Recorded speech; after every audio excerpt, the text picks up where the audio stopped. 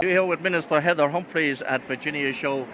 Despite the rain and inclement weather, the crowds have packed in. A brilliant day and a great atmosphere, Heather.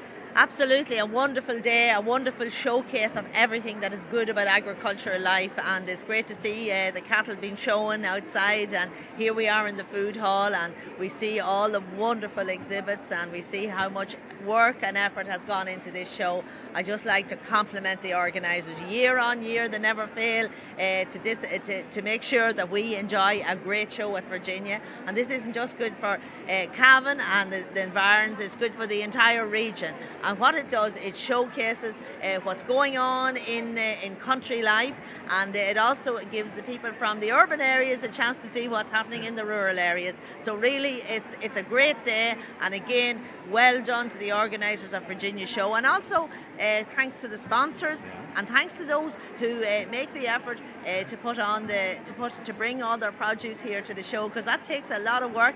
And I know one guy, and he's up from 7 o'clock this morning. He was here in the showgrounds. He came from County Roscommon. So it's not just, it's from all around this region. People come and meet.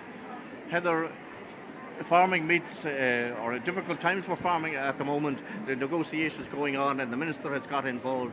Do you see a successful conclusion to them? The only way, I suppose, it's successful if suckling farmers can end up with better prices.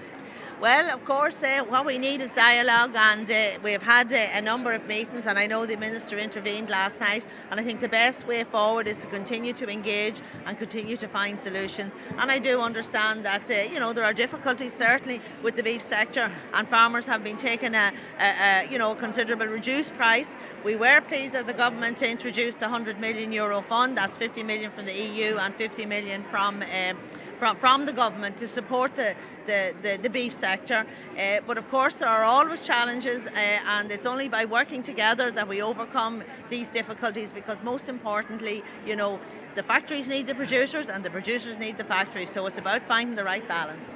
And in recent times, of course, you're all over Brexit and you're very clued in on what's going on, and then with the security issue there on the border in recent times, there's a lot of work to be done in negotiations, and you're preparing hard for that.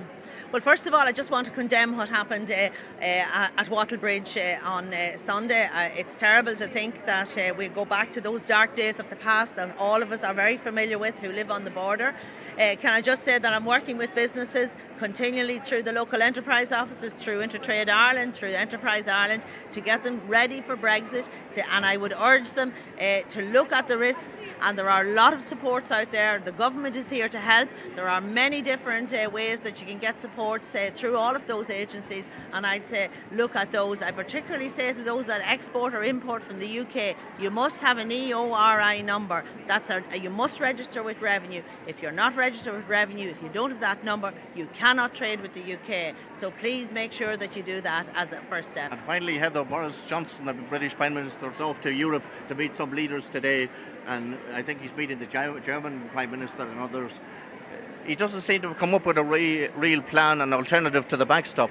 Yeah, well, what he's saying is that there are alternatives, but we haven't heard exactly what they are. So we'd like to see Prime Minister Johnson coming forward. If he has suggestions, put meat on the bones. There's no point in saying we have an alternative without saying what exactly it is and how it will work, because we know, we're from the border here, and we know exactly how intricate the supply chain has become and how difficult it would be to unravel that. So really we need to hear what he has to say. But I have to say that the European Union has been very strong behind Ireland in terms of the issues that are our priorities, which is no hard border between us and Northern Ireland, and we want to protect the peace process and the Good Friday Agreement. Minister Heather Humphreys, thanks for taking the time to talk to us at Virginia Show. So there you have it, Sean McMahon reporting for the Anglo-Celt from Virginia Show.